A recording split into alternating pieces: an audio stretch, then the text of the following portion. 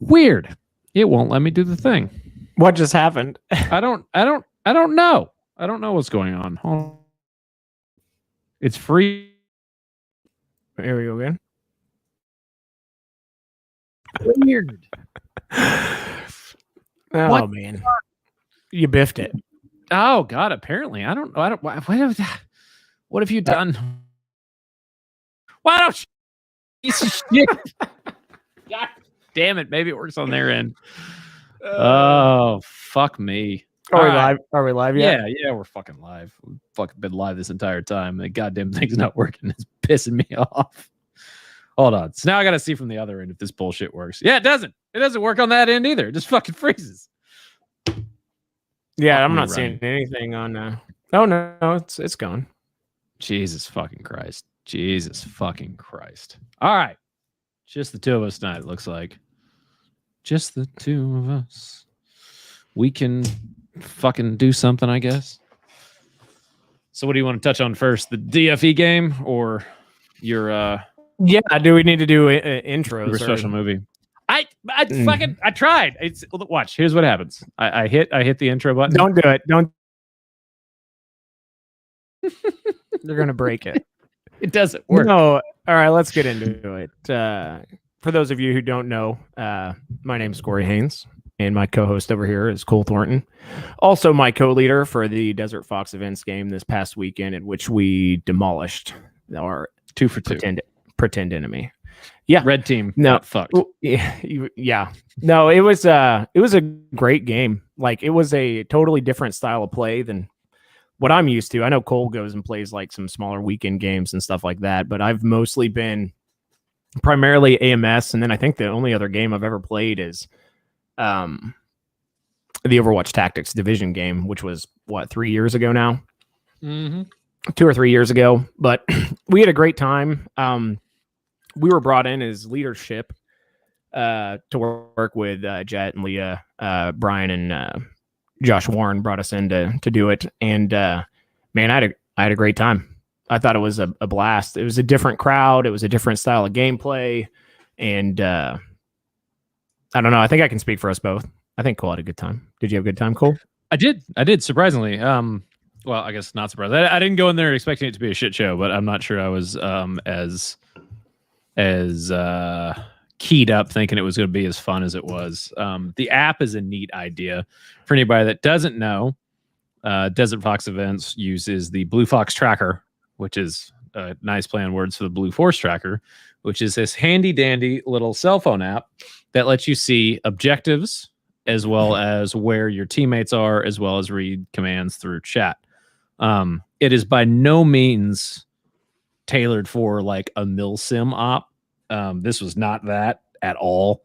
The game was at 878, which is a local field here in North Texas, out in Waxahachie. But yeah, I had a great time. I was really surprised to see how well the app works when people are actually using it, and how it could be set up on the fly and just kind of on the rip for so many different game types. Most of them being Battlefield 4 kind of like esque. It's very much like Battlefield. Yeah. So we essentially played Domination and Rush. Those were the two games we played. But it's really cool. It does require the app to play the game appropriately, which I think kind of cell phone signal too. Yeah, and it turned into an issue for some of the players. Because having a phone that lasts all day is something you have to prepare for. I was told ahead of time to bring a big external battery, so I didn't have an issue with it. Or, downloading the fucking app, half of team. Yeah. You fucks. So, yeah, something to think about. And I would definitely recommend going to a Desert Fox event game because, like I said, I had a blast, but you need to prepare to use your phone. You probably should invest in a chest rig that you can mount your phone to, which is what I did ex post facto. I went and got one last night. So for the next one, I'll have one. That'll just make your life a lot easier. Have a big external battery running up to that, so it just stays charged all day.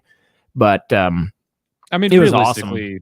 Yeah, I mean, so people are buying new kit and add on to kit all the time for games. Like, that's not anything out of the ordinary, I would say. Yeah, no, I got the golly, I can't remember. It's the one that Woodcock had. I bought that. It's like $80, and you can mount your phone to any type of Molly or pals. So you didn't get the $300 Jaeger Works that only fits phones from like 4 fucking years ago. Yeah, no, they need some serious updates for us Note users. Samsung fucking Galaxy 8, baby. Yeah. Yeah, my Note 20. I went and I looked at them. I looked at them, but they just weren't available. Expensive. So this one is pretty much universal, and it's padded and it protects your phone. Woodcock uses it and likes it, so that's what I went with. He's got it mated with the AXL or Axle Designs thingy-majigger, so he can flip it down and flip it back up, flip it down, flip it back up. Not that he was there for more than one day. But. Yeah, he only got to play for one day. But no, it was fun.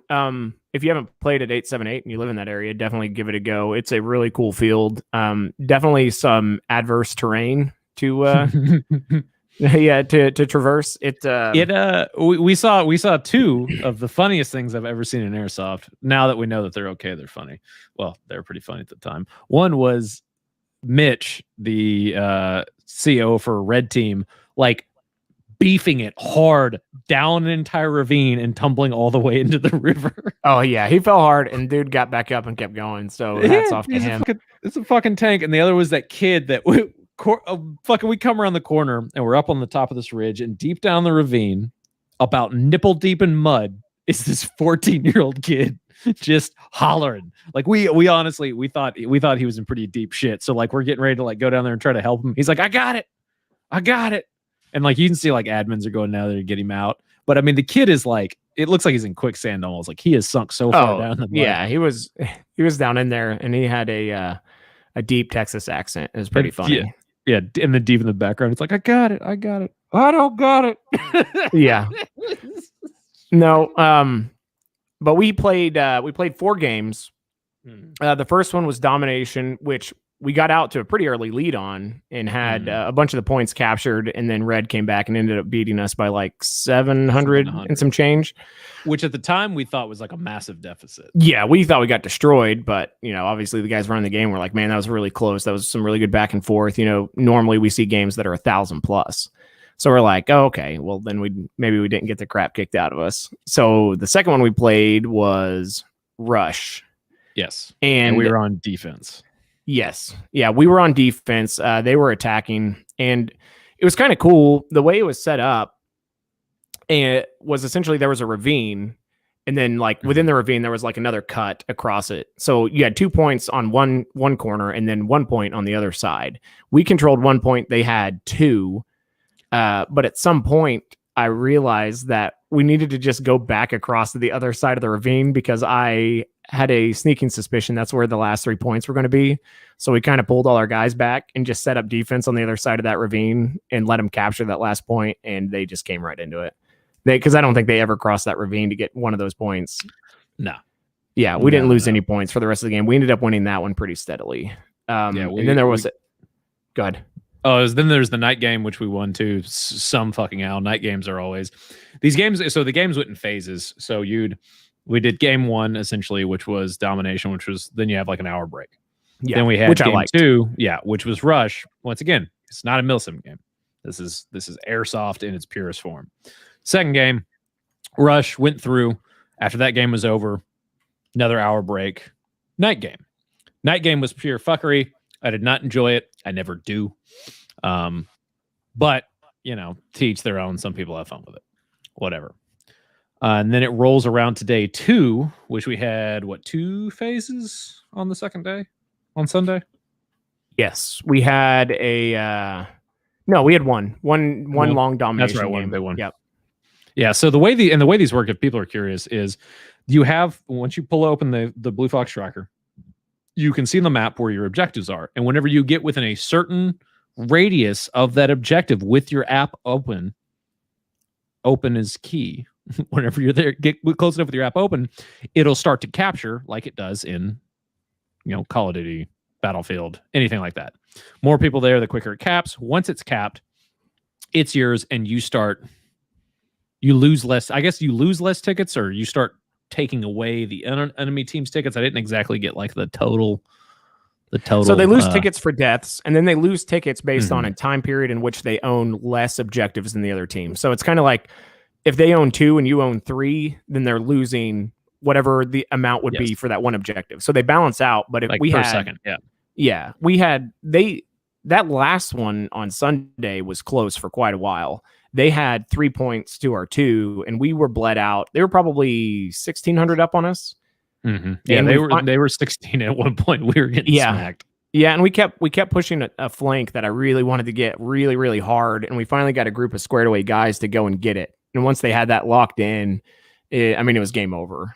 We went right up the middle, so we had an L shape around them, and then there was a lower objective that really wasn't being contested, and we sent a bunch of guys. We sent not a whole lot of guys down there, just a few guys, and then we kind of pushed and then we pushed our LMGs to cover the open area coming out of the city right there in the middle. And once we had that locked down, they couldn't cross, and we bled them out. It took about an hour and a half to come back from the deficit that we were at, just bleeding them out like that. Yeah, then we ended up winning by like 1,000, I think, because like it was like 1,200 or something like that. It ended up going from an L-shaped ambush, like big movement, to probably the prettiest double envelopment you're ever going to see in airsoft, like just a perfect little horseshoe.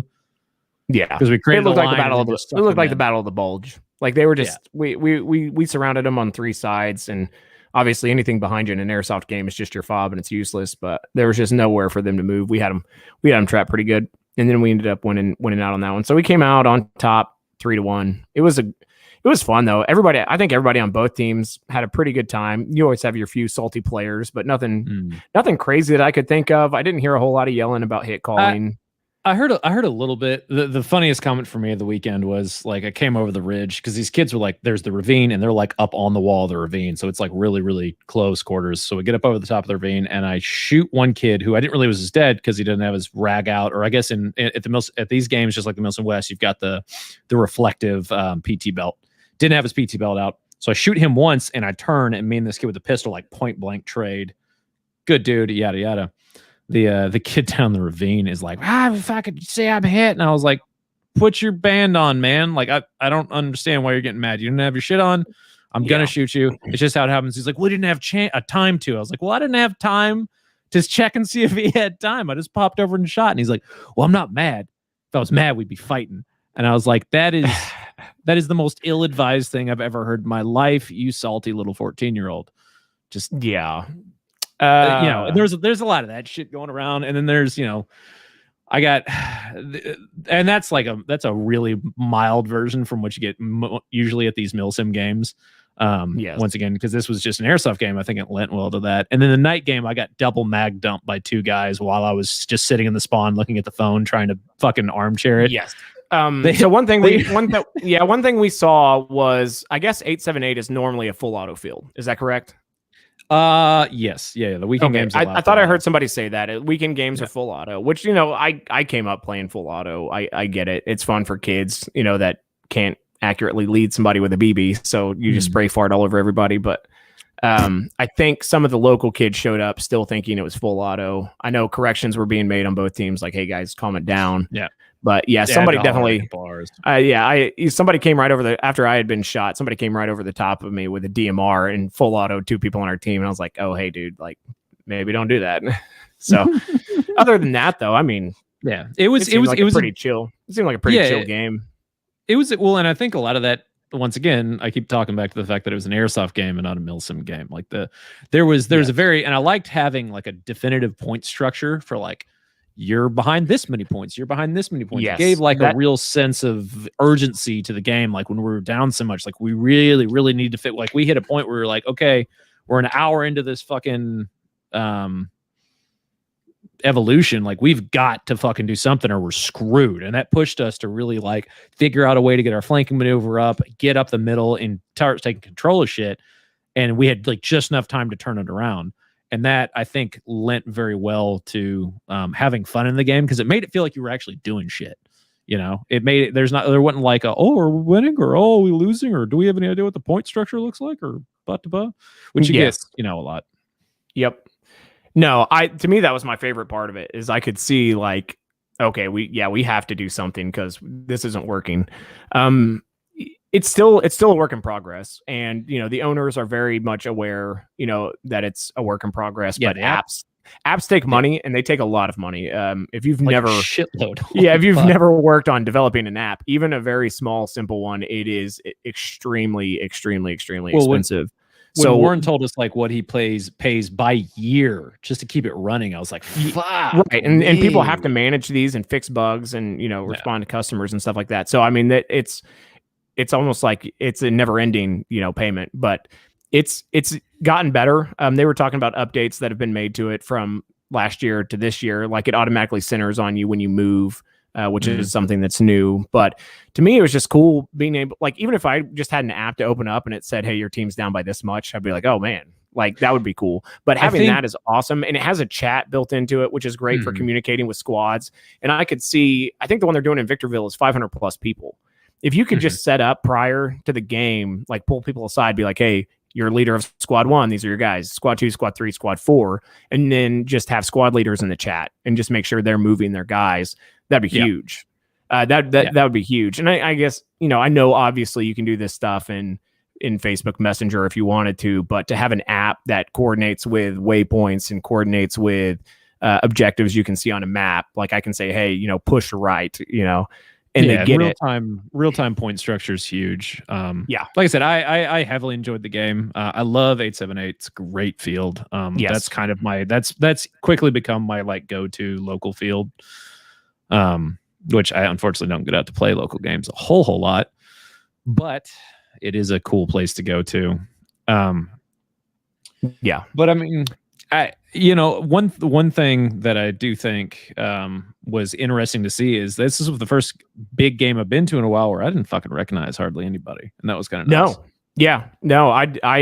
It was cool meeting a new group of players. That was cool because I know all my AMS people. When I go there, like I know my friends, I'm comfortable, whatever. This put me out of my comfort zone, having to lead like people where I don't know if they're good, I don't know if they're bad, I don't know if they have a background in the military or law enforcement or anything. Most of them seem to just be airsoft players, but we had a good time. We had a great time with our group. Morale stayed high the whole time. It was cool, and I mean, some people, what was really cool is some people there had heard about, the movie we're working on and came up and talked. Actually, quite a few people came up and talked about it, said, hey man, we're excited about it. So it's kind of cool to know that you exist outside your normal little circle of friends. We did make a movie. I don't think we've talked about that yet. I don't think we've dedicated like 6 episodes to that movie. No. Nothing about the new BTS video that just dropped. Yeah. Oh yeah. Hey, well, you pin it in the chat. Pin it in the chat, bro. Oh God. Don't do this like an amateur. You got to put it up in the chat. Oh, but right, no, it was cool. Like we got to meet some new people. So, I mean, that's always fun. We got a question from Ben Arney. He's asking, what Titan batteries do we use? We both played with Titan batteries this past weekend. I was running a Fatco 416 custom, and Cole ran like 2 different guns, I think, or 3. I ran my Fatco MCX. Yep. And I brought out both of my X-Custom Sistemas. The Sistemas I run Titans in the Sistemas. I run just for your regular 11.1 LiPos in the MCX because the Titans don't fit. Love the Titan batteries, though. I've also got one of the HPA LiPo polys or whatever, or LFE or whatever the fuck you want to call it. It's great, too. But for the Titans, I've got their big, ridiculous, like 11.1 stick dildo battery that's like the entire length of the stock, and I run that in my DMR Sistema. And unfortunately I forgot the correct Allen key to adjust my hop up, so I didn't use that this weekend. I spent the whole weekend shooting with the Fatco MCX tier 0 build that I got through him, and it is incredible. It's really fun. I love that guy. You got a lot of compliments on that. A lot of people are pretty excited about the MCX and the Fatcos that are coming out. Pretty. So yeah, that gun claps. It was awesome. But yeah, Titan batteries are great. Yeah, love them. They're fantastic. They're hard to kill. They're hard to get right now too. They've been kind of. I think they're coming out with some smaller stuff soon, which would be nice because I want to slap one of those in the mod, the QRF mod 2 that I've got from KWA. I think everything in the world is hard to get right now. Yeah, just kind of seems to be the status quo. But no, we had fun, and I mean, from a host perspective and being leadership and being brought in, they treated us awesome. like really, really well. And, you know, Warren has talked about his business model before about, you know, instead of just leaning, you know, on the fact that your friends want to come in and help you, like he actually takes care of the people, his staff, and he treats them like staff. So, I mean, you're there as an employee. You're and he takes expected care to of you, work. like, yes. And we worked, you know, and they kind of guided me through like what they expected. You know, they really wanted to make sure that the field first and foremost was taken care of, then the players, and then they wanted to make sure the game runs smoothly. So we were there to ensure everybody had a good time, which, I mean, we got a lot of handshakes and high fives afterwards, and everybody was having a good time out on our side. So I would say, you know, to some degree, we were successful at least. A bunch of people came up to me like after a game was called and were like, "Hey, man, thanks so much. Or we had a great time." Da da da. And I was like, "Oh shit, that's new." It was a really great, friendly crowd. Yeah, it was fun. It was definitely way different than, you know, what we normally play. So I have no complaints, and I would definitely do another one. And I would recommend that anybody else, if you have a DFE in your area, go to it. Well, and then if they can't, and if you want to look for something else to play, we've got something else we need to talk about, which is the upcoming division game from Overwatch Tactics. Yes, Summer Harvest, D-Day Adventure Park. Harvest. Yep, it's gonna be a D-Day. It's gonna be hot. It's gonna be sweaty, and it's gonna be so fucking cool because our kits are gonna be absolute gangster. I'm super excited. I found my ID badge from the first one. I think mine might be floating around in my closet. With the punch card and everything. Yeah. So if you guys don't know what this is, one of the sponsors of the show, Overwatch Tactics, they are throwing off their second iteration of their division themed airsoft game.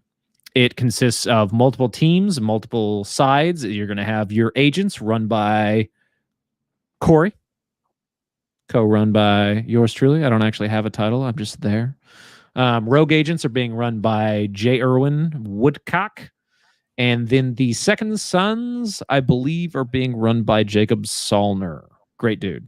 He was actually out at the DFE game this last weekend, so I'm sure that'll be a lot of fun. He's an excellent player. But this is one of the neatest games I've been to, because the first one, they did a really exceptional job of making a very diverse and kind of out of the box play style. Also, another thing at this game, this is the only one I've ever seen, where you're going to see loot crates with actual shit you can keep, shit that you would want to keep, like guns, maybe. Could be, because I believe our other sponsor, KWA, has kind of schlepped some stuff in there, BBs, grenades, smokes.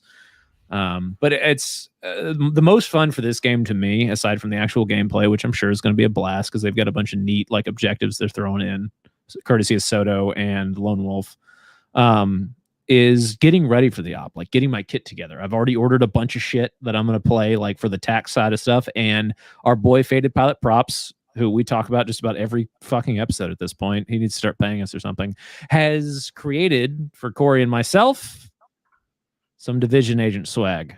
I'm really excited to get that. He's saying it's almost done, so I'm really pumped. I think he was supposed to be working on paint today, so so we're super excited about that. And we're super excited to have another opportunity to beat the crap out of Jay. Oh God, it can go 2 for 2 on him. Yeah, 2 for 2 on Jay, and 3 for 3 with us being CO and XO of a game. And I'm gonna do it without using a radio, just to rub it in. Oh God, don't say that. Yeah, he's gonna get so. No, upset. I'm not gonna lie. I bought 2 Bowfangs, 2 of the Disco 32 antennas. I just bought a new one. Yeah, I'm gonna try and have my commo set up really well for like the first time ever.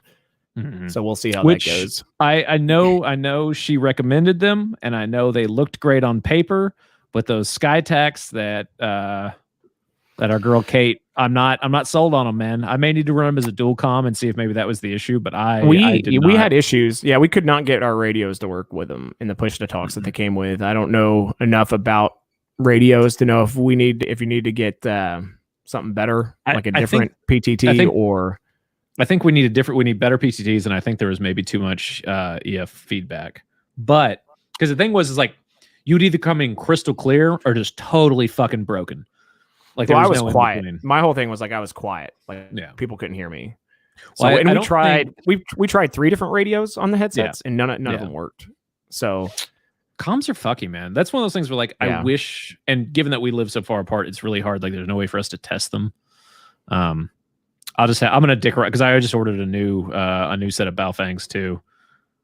Zach Ellis just asking. So the name is Summer Harvest. It is hosted by Overwatch Tactics. It is going to be at D-Day Adventure Park in northern Oklahoma, and it is beginning of May, like the 3rd through the 5th, right? Yeah. If you look up in the chat, that I posted up where you can get the tickets, and I think it has the rule set and everything there too.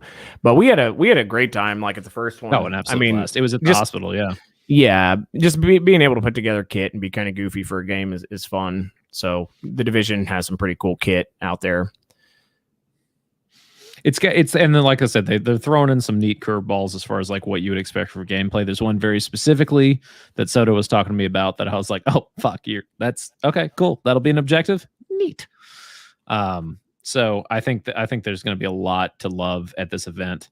Yeah. Oh yeah. But that's the nearest thing that we got. I mean, there's the Real Sim LLC coming, the game that's going to be next month too. We've also got which we're going to have Warren and maybe Jet and Leon next week. I think at least Leo's coming on next Friday. Yeah, we're going to do back to back to talk about the new Milsim West game in Oklahoma. Yes, it's like right over the Texas-Oklahoma border. But aside from that, I'm trying to think. There was something else we were going to talk about. Somebody had mentioned, I think it even came up in the chat, something about outsiders coming into Airsoft. Oh, right. Because like we've seen it a few times over the past year where people that are not Airsofters, they are either online personalities of some sort or something else, kind of come and they come into an Airsoft event and they make a post about it, and because they are big names and big entities, like people just jump all over it. And I don't know, people seem to have mixed feelings on it. I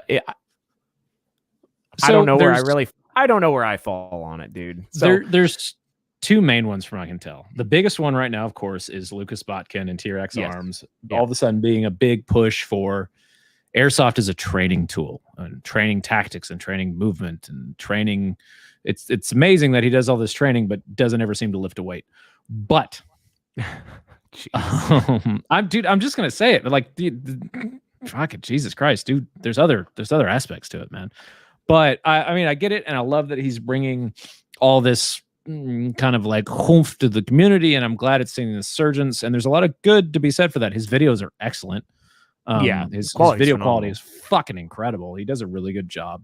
Seems like a decent enough kid. You know, I make fun of everybody, so me making fun of somebody doesn't mean I think they're a piece of shit. But my issue here, and I know Punk echoes this problem, is the last thing. Yeah, Javier says if it promotes more people in the inner Airsoft, it's great. It is, but there's also a caveat to that, where the last thing I want is to go to an American Milsim game and have to deal with a sudden influx of super fucking try hard man children screaming about how they're using Airsoft for training, and they get so fucking mad when they get shot or overshot or their hits don't get called. Because let's face it, it's not the younger players that are doing that shit. It's 30, 40 plus year olds who paid a whole lot of money to play dress up and take the shit way too fucking seriously. Now there's a place for that. There are events specifically tailored for that. And I would love to see even more hardcore style events that like really punishes you for not taking it that serious. Like that, there's a place for that. And I really want to go to shit like that. That gets my rocks off. I'd fucking be super excited to see a super try hard event, but I don't want it to bleed through and make just my regular old AMS or OWT games just toxic as fuck, you know? Yeah. And I mean, of course, these are assumptions that's the crowd that would show up. I mean, who knows? I think a lot of people in Airsoft are already like huge fans of Lucas and his content. You see a bunch of the hats rolling around. It doesn't, I don't think it bugs me as much as I thought that it did. Training benefit, yes, it's still fun. I know people that have transitioned from Airsoft into real steel, which is another terminology I hate, real steel firearms. But weapon manipulation and some of that stuff is kind of the same. Movements to me are what's more important. Do you know how to just run a simple battle drill where you're flanking somebody? You'd be surprised how many people never expect to flank in airsoft. Like that's how we won most of our games this past weekend, was just pushing people into a flank, even if they didn't know that's what they were doing. That's what I was getting them to do. So movement to me is more important than weapons manipulation in airsoft, because you're not running around with a 120 round magazine in real life. So it's kind of goofy to pretend the like range is and totally there are different, the range is horrible. There's no recoil. There's no anticipation. Like there are some things. I mean, you're lining up your sights the same way. You're pulling a trigger. Just some of that stuff is similar, but is it the best training tool? No. Yeah, good. I'm glad that they seem to be decent guys. If they weren't, then we'd probably be going in hard on them. That's what I'm saying. I've heard nothing but positive things about people and their interactions with it. I think one of the main issues I take with it is how companies respond to them. You have guys that are coming out and supporting you all the time. Maybe put those guys up on your shoulders from time to time instead of like the one huge guy who doesn't need a huge following, coming in. That's, to me, that always bugs me more than anything. Like, these guys are making their money. These guys are doing their thing. You have guys that are paying. I mean, are they paying for the events? I don't know. But you have kids, that are scraping together money to come play at your games. Maybe post those guys up a little bit. Take care of them. That's what I would like to see more than anything. Instead of making 15 posts consecutively on some guy who's already world famous. That's just me. And I'm not saying I need it. I could care less. Clout's not really my thing, but for some people it is. Some of these kids, I mean, that's what they're looking for. So promote them just a little bit. Oh, I got dangerously wholesome there. No, I mean, it is like, people are throwing money at you. Take care of them. I get it. That's my whole thing. Yeah, no, that makes sense. It makes a lot of sense. And like I said, I'll crack on Lucas for being super. Husband producers don't get starstruck. You need to put sarcasm in parentheses after that, Javier. But like I said, I'll make fun of him for eating a sandwich all day. But the kid shoots 1,000 times better than I ever will. Like, me too, for sure. Fucking robot. For sure. He's incredible. But there's a good point in the chat though. There's no fear of dying in airsoft. There's also no fear of dying on a gun range unless you're around crappy people. So that's kind of where I separate my people from like those people. If you're not kicking indoors with me, if you're not raiding, drug dens and doing stuff like that, like, you're unproven, in my opinion. You might be a great, 3-gunner. You might be the best in the world, but you're not proven, in my opinion. And that's not trash talk. That's just the truth.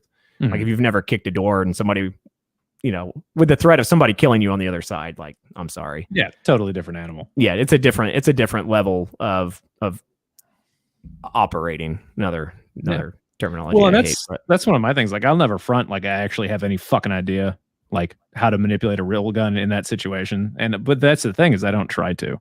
Yeah, and I mean, I would never put my money against him, like me shooting versus him. I would get embarrassed. I would have to go take a cold shower and cry for a little bit afterwards. Like, the dude is a phenomenal shot. Robo Murray's a better shot than me. Jessen's probably a better shot than me. Cole, you're probably a better shot than me. Probably not. But the fact of the matter is I'm not going to go into it. I'll sound like a douchebag, but I mean, if you've carried a rifle and you've gone up against another man, like, there's something to be said about that. You go up against a lot of men. It's too easy. You win. It's too easy. But I mean, you know what I'm talking about, though. But yeah, and then, like I said, there's range guys, and then there's the real world guys. Well, and that rolls back to the toxicity aspect of it. Is the thing that, like I said, and I think the thing that everyone wants to see is it bring a bunch of new people into airsoft, a bunch of people that will love the sport, bring some real money to the sport, because God knows airsofters are broke. Yeah, and that would be great. It'd be great to see some people like bring some to invest in the, I guess, economy that is airsoft.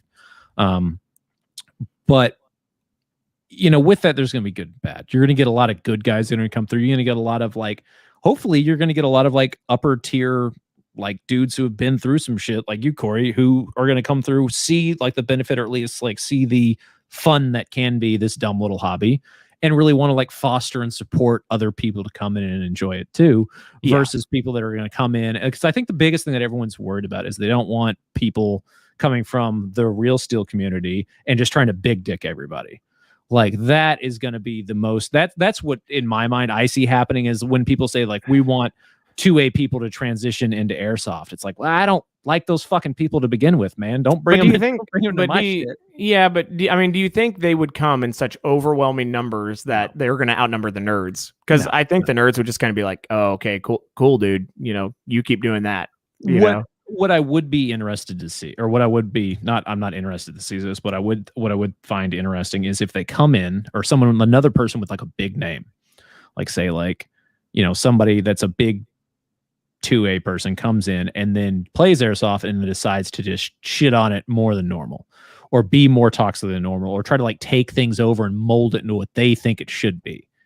That I think is kind of the fear, which is a super unfounded and unrealistic thing that people are worried about. But I think that's but I mean, if they want to run their own events that way, then whatever. Yep. And it's gonna be them and their followers going over there, and whatever airsoft kids think it'll be cool. I mean, it's at the end of the day, like it's my main concern is just like, take care of your people. Take care of your people that have been there before this kid discovered it, 10 years after the fact. There's been people showing up to every single one of your events forever.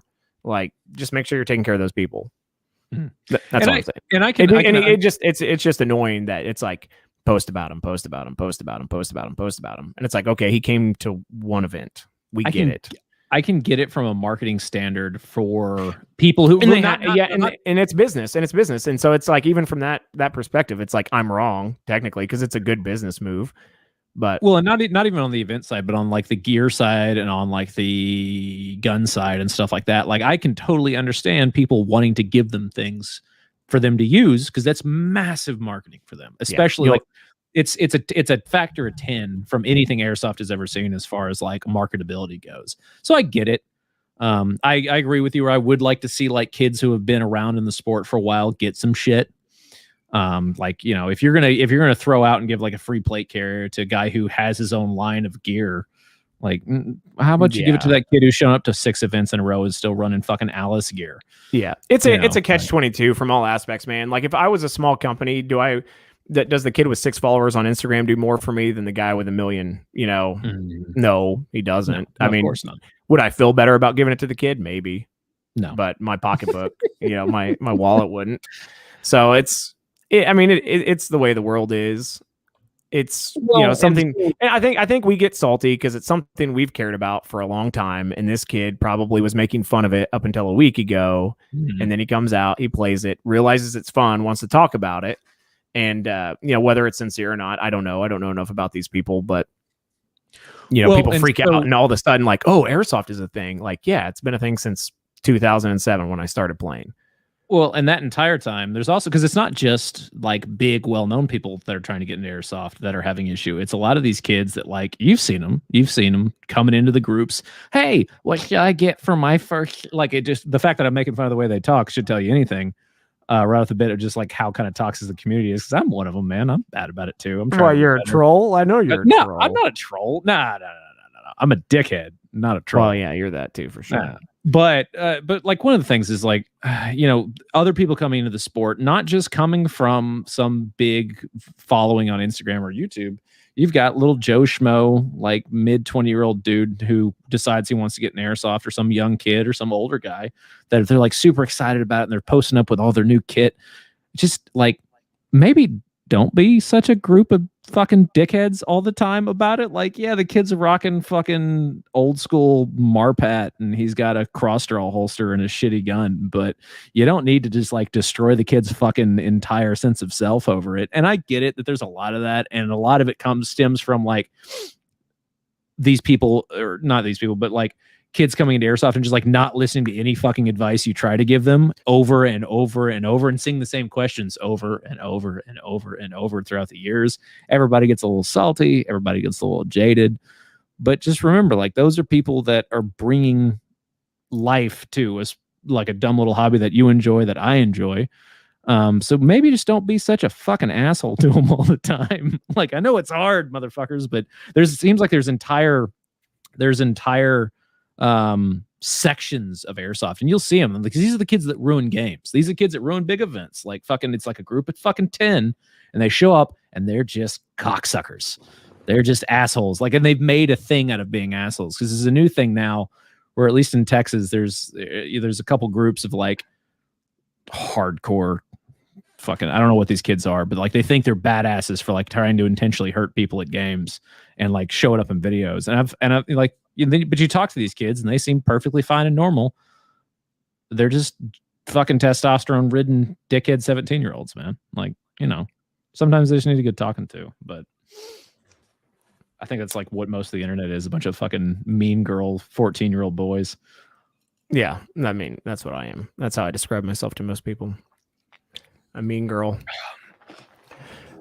Gear doesn't make the player unless you forget to bring your gun to the game. The guy, yeah, I was gonna say like gear may not, but I'll argue that the gun absolutely does to some degree. Yeah. In my old Facebook that has been blasted into the ether by Zuckerberg, there used to be a video of me running around in ACUs that were issued to me and a cross-draw vest and a G&G, and I had a blast. So no, gear doesn't make the player. People make fun of that stuff. It just seems stupid.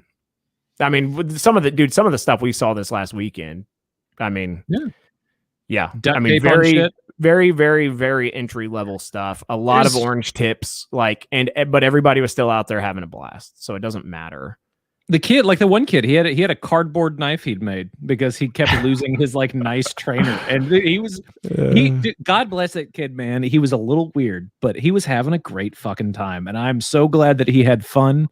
And I think going back to what I was saying earlier, I think that's the kind of mindset that, at least for me, I've tricked myself into having to have is like, yeah, it's a little like, yeah, that kid's super cringy, or you're like, yeah, this kid says this, or like, yeah, this kid's a little awkward, but are they having a good time? Yes, good. God bless them. Let them go out there and have a good time. It is not my job or your job to shit on their fun just because we think they're a little weird.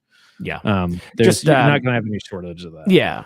My main thing is I always get this overwhelming feeling when somebody feels like an outsider kind of coming in, is that they're immediately trying to pull money from the sport, like in any way possible, and then they're gonna exfil and take whatever they want. They're gonna thrash the game on the way out, like we've seen in the past year. No, we're not going into it. We're not going into it. They just made a post. We're not going into it, but I mean, everybody knows what I'm talking about. Yeah. So and you get that because they'll and I think the difference there is, though, and once again, like I was talking about with like this is the difference between like Joe Schmo kid that's trying to get an airsoft that the community needs to foster and like at least try to help. Yeah. Versus the big like Insta celebrity guys that are coming in that don't need any fucking help, don't need handouts, don't need people to like roll over for them. They're just normal fucking players. Is that if they're coming in from a standpoint that they think they're taking shit over, or that they come in and they know what's good for the community, or they know what's best for airsoft, be it they want to make a fucking TV show or they want to do something, it comes across as just so like you can't fake sincerity. I think that's something that when we were talking to Warren last week, and that really kind of struck home and made a lot of sense to me, is you can't fake sincerity. Yeah, that was based off of a conversation we had. That was like kind of a key point. Like when somebody comes out and they're being like overly sincere, like, no, I'm here for you. I'm here. I'm here to help you. That's a red flag. That should always be a red flag. In any type of business model, if they like, obviously we're here to make money in this world so we can exist. So if they're like, oh, I'm not trying to make money, I'm here for you. Like, no, you're not. Yeah. Like I'll never fault somebody. I'll never fault somebody for making a buck, wanting to make a buck. But if you're using that under the pretense that you were doing it for me, fuck yes. Yeah. Like get out of here, man. I get it. Like I'm in sales, man. That's what I do. Like but the difference there is like the product I'm selling is something that people need. And I'm hoping it helps you, but I'm also trying to make money off the gig. And I'm never two-faced about that. Like, yeah, I would like for you to make this upgrade because I will make more money, but it also helps you out. Yeah, no, for sure. I think honesty is always the best policy. So I don't know, man. It's hard. It's hard to get. We'll have to see how it goes. Like I said, I personally am actually kind of excited for there to be like an Uber try hard event soon. Like I know Milson West that's what it's supposed to be, which I haven't been to one, so I need to go to one, and hopefully that will be kind of cool. But I think like the idea of like a super high speed, quote unquote, airsoft event is something that I've always kind of been like keyed up for and wanted to go to and at least try out.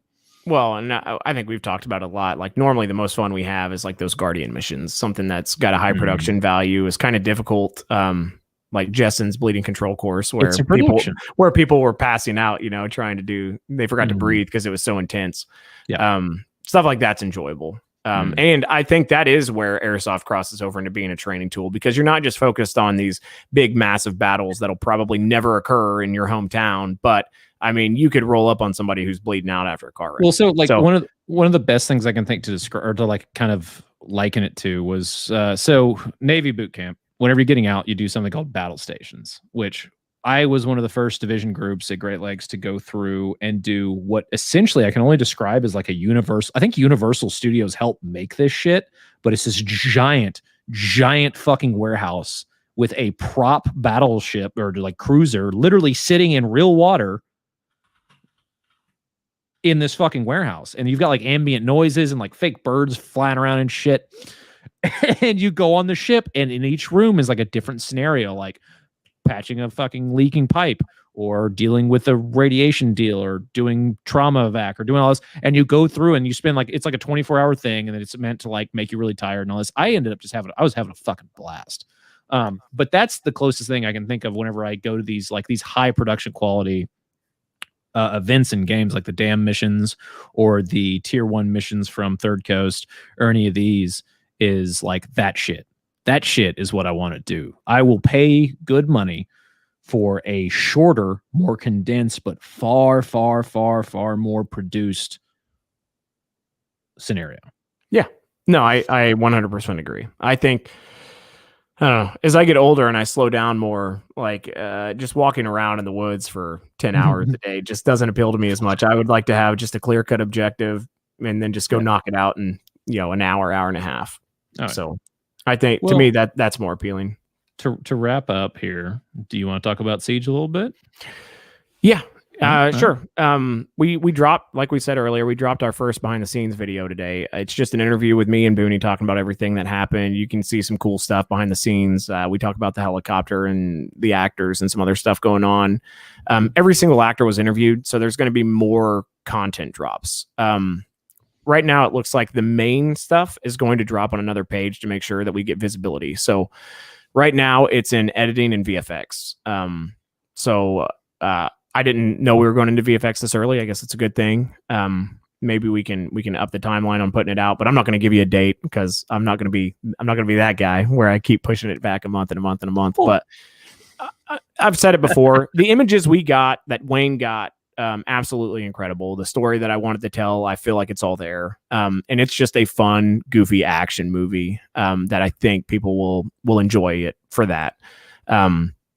But even the behind the scenes stuff, just the quality of it. John Dorsey did a phenomenal job of just keeping up with everybody whenever we were working and just getting awesome shots. So John Dorsey's a monster.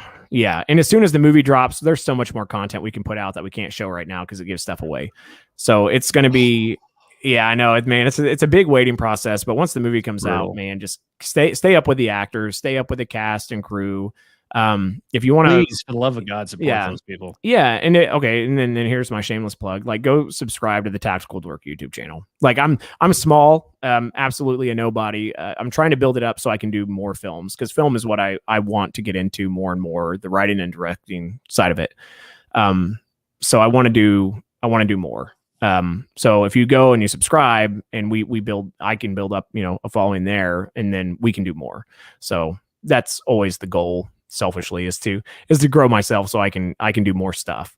But I like creating stuff. I like getting reactions from people. Everything has been positive so far. Like I said, we went to this tiny little airsoft event and probably 30 people were asking about it. So I don't have answers on a time frame, but it is being edited. It is the VFX are being worked on. We still have a few more scenes to shoot. We still have sound. We have a sound score guy that we're going to hand it over to once the editing's done. So it's still going to be a long process, but it's cool, man. We'll go watch the behind the scenes. Like it's so cool. You can kind of see the scope of the production. You can see how many people were involved. Those hallways were packed. And when you see the film, it's going to blow you away how many people were hiding out in rooms, carrying equipment, carrying the sound stuff.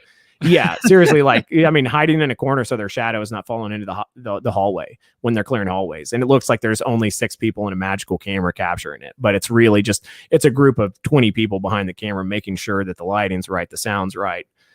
So credit goes out to all those people. John Dorsey, Wayne Gassman, White Wolf Studios, Karen, like there's so many people. Josh, Charles, all those guys, Jason and his crew, Frosty and his guys, like everyone did such a good fucking job. Like I was there as quote unquote talent, and I felt like the least talented person on set at any given time. It was really fun. That's what SCP was for me, man. It's like I just stood there and walked around like I know how to walk around in gear, and that was it. You had all, and the end product is just amazing because the people involved. But we did something cool, and it'll be good. People are going to enjoy it. So we've said that a million times, and I want to say it a million more times. I don't care.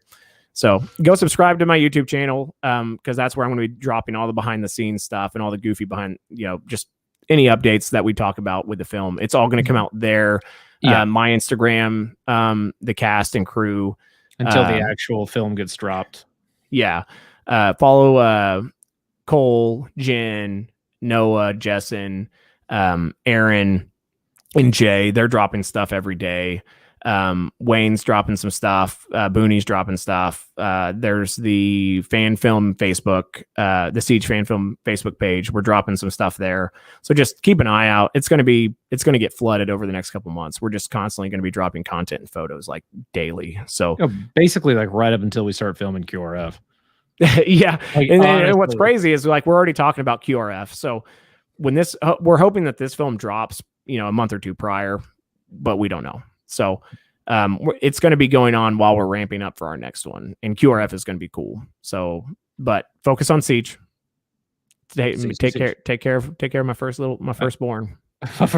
Raise it up to 1 million views until we yeet it out the window after it's done. Yeah, and then we're like, all right, we're done with this one. No, this film was special. Like I said, a lot of cool people showed up and just did me the biggest favor ever, and credit goes to everybody but me. So. Just take care of those people. Give them a follow. Follow if they have YouTubes. Follow them if they have Instagrams. Follow them, Facebooks, whatever. Like hit them up. Make sure you take care of them. So that's all I got on that. Okay. Well, on that note, we mentioned KWA. We mentioned Overwatch Tactics. Yes. We need to mention our last glorious sponsor before we get the fuck out of here, and that is Enola Gay Airsoft. Enola Gay. They make smokes. They make grenades. They make boomy shit. For the love of God. Don't throw them into dry grass. We saw enough of that shit over the weekend. But use code ASAP15 for 15% all textile and clothing that they make that unfortunately does not transfer over to the UK. We're sorry. We just don't like you. And with that being said, we will see you guys next Friday. Hopefully, we'll put up an update on that one actually on Monday. But it should hopefully be Josh Warren and maybe Leah and maybe Jet. Who knows? They seem like cool people at the game. So here's hoping they come. Yep. But later, everybody.